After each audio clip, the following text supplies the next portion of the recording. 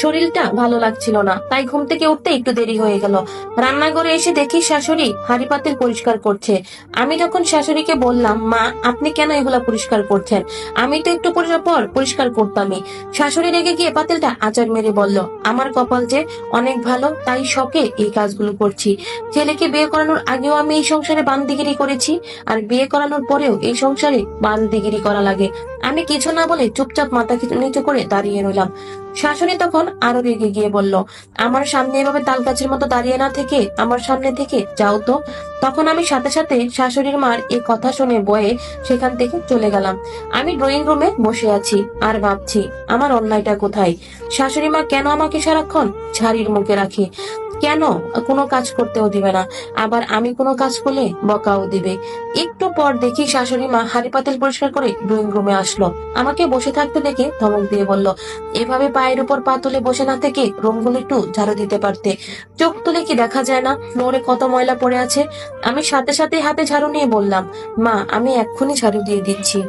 শাশুড়ি আমার হাত থেকে ঝাড়ুটা কেড়ে নিয়ে বলল, থাক তোমার আর ঝাড়ু দিতে হবে না, তুমি ঝাড়ু দিলে তো আবার ফ্লোর পরিষ্কার হবে, হয় না। ঝাড়ু আমি দিচ্ছি, তুমি উনুনে গিয়ে একটু আগুনটা ধরাও, আমি এসে রান্না বসাবো। শাশুড়ির এ কথা শুনে আমি কিছুটা অবাক হয়ে বললাম, এই ভর দুপুর বেলা আপনি রান্না বসাবেন? একটু আগেই তো আমরা দুপুরের খাবার খেলাম, রাতের রান্নাটা বিকেলের দিকে বসালেই হবে, তাহলে রাতের বেলা খাওয়ার সময় গরম ভাত থাকবে, এখন ভাত রান্না করলে ঠান্ডা হয়ে যাবে। শাশুড়ি আবার একটা ঝাড়ু দিয়ে বলল, তোমাকে যেটা করতে বলেছি তুমি সেটা করো, এত মাতবরি করতে হবে না তোমাকে। আমি আর কিছু না বলে রান্নাঘরে চলে গেলাম। গ্যাসের চুলায় অনেকক্ষণ ধরে আগুন জ্বালানোর চেষ্টা করছি, কিন্তু গ্যাসে আগুন জ্বলছে না। কিছুক্ষণ পর শাশুড়ি মা এসে নিজের কপাল নিজেই চাপড়াতে লাগলো। কোন শখে যে বড়লোক বাড়ির মেয়েকে বউ করে এনেছি আল্লাহই জানে। যে মেয়ে গ্যাসের চুলায় পর্যন্ত আগুন জ্বালাতে পারে না, সে মেয়ে কিনা আবার সংসার করে খাবে। যাও মেয়ে, তুমি তোমার স্বামীর কাছে যাও, আমি তো আছি বান্দিগিরি করার জন্য। শাশুড়ির কথাগুলো কেন জানি আর সহ্য করতে পারছিলাম না, তাই রেগে ওনার সামনে থেকে চলে আসলাম। ঘরে যখন মন মারা হয়ে বসেছিলাম, তখন সামনে এসে শার্টের বোতাম লাগাতে লাগাতে আমায় বললেন, কি হলো, মন খারাপ করে বসে আছো কেন? আমি বললাম, আমি বুঝতে পারছি না কেন আপনার মা আমাকে সারাক্ষণ বকাঝকা করেন। আমাকে কোনো কাজ করতে না দিয়ে উনি সব কাজ করবে, আবার নিজেই বলবে উনি নাকি এই সংসারের কাজের লোক। তখন আমার স্বামী হেসে দিয়ে বলল, আমার মায়ের কোনো কথাই তুমি কিছু মনে করো না, মা এমনি একটু খিটখিটে মেজাজের, কিন্তু মায়ের মনটা অনেক ভালো। আচ্ছা আমি একটু দরকারে বাজারে গেলাম, আর শোনো, আমি গোসল করতে গিয়ে দেখলাম ওয়াশরুমটা নোংরা হয়ে আছে, যদি পারো ওয়াশরুমটা একটু পরিষ্কার করে ফেলো। এই কথাটা বলে আমার স্বামী বাহিরে চলে গেল। বাথরুমে গোসল করতে এসে মনে মনে ভাবলাম, যেহেতু এখনো গোসল করিনি, তাই আগে বাথরুমটা পরিষ্কার করে ফেলি। এমন সময় শাশুড়ি ছুটে এসে বলল, বৌমা তুমি বাথরুম পরিষ্কার করছো কেন? শাশুড়ির এই কথা শুনে কেন জানি আমি হেসে দিলাম। শাশুড়ি যখন আমার দিকে রাগের চোখে তাকালো, আমি তখন আমতা আমতা করে বললাম, ওনার দরকারের জন্য উনি বাজারে গিয়েছেন, যাওয়ার সময় উনি বলে গেলেন ওয়াশরুমটা নোংরা হয়ে গেছে, আমি যেন পরিষ্কার করে রাখি। আমার শাশুড়ি একা একা বিড়বিড় করে কি যেন বলল, তারপর আমার দিকে তাকিয়ে বলল, রান্না হয়ে গেছে, তুমি হাত মুখ ধুয়ে খেয়ে নাও। শাশুড়ির এ কথা শুনে আমি অবাক হয়ে বললাম, না মা, আমি তো। তখন আমার শাশুড়ি আমাকে কথা বলার আগে আমাকে থামিয়ে দিল। শাশুড়ি বলল, বিস্কিট খেয়ে দিন পার না করে তাড়াতাড়ি গিয়ে ভাত খেয়ে নাও। আমি শাশুড়ি হলে কি হবে, আমিও তো মেয়ে মানুষ, আমিও বুঝি সব।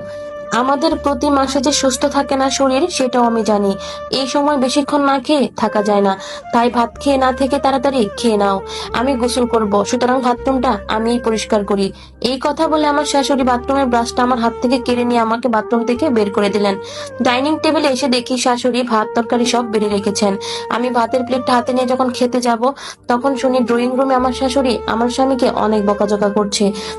আমার শাশুড়ি আমার স্বামীকে বলছে, আমি এত শখ করে এত সুন্দরী এত বড়লোক বাড়ির মেয়ে বিয়ে করিয়ে এনেছি বাথরুম পরিষ্কার করার জন্য, তুই কোন সাহসে আমার ঘরের লক্ষ্মীকে বাথরুম পরিষ্কার করতে বলিস?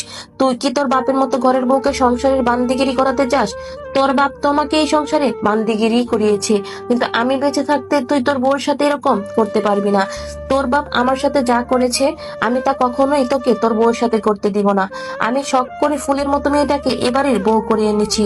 আমি শাশুড়ির এই কথাগুলো নীরবে শুনছিলাম আর চোখের জল ফেলছিলাম। আমার অজান্তে আমার শাশুড়ি আমাকে কতটা ভালোবাসেন। কিছুক্ষণ আগে পর্যন্ত আমার শাশুড়ির ভালোবাসাটা বুঝতে পারিনি। আমি শুধু ওনার খিটখিটে মেজাজটাই রেখেছি, মনের ভিতর ভালোবাসাটা বুঝিনি। আমাদের সংসার জীবনে সব শাশুড়ি যে শাকচুন্নি হয় তা কিন্তু না। কিছু কিছু শাশুড়ি মমতাময়ীর মতো নিজের পুত্রবধূকে আগলে রাখে। প্রতিটা ঘরের শাশুড়ি বউর সম্পর্ক তো এরকমই হওয়া উচিত। শাশুড়ির উচিত পরের একটা মেয়েকে নিজের ঘরে নিয়ে এসে নিজের মেয়ের মতো করে ভালোবাসা, আর পরের মেয়ের উচিত শাশুড়ির মাকে নিজের মায়ের মতো ভালোবাসা।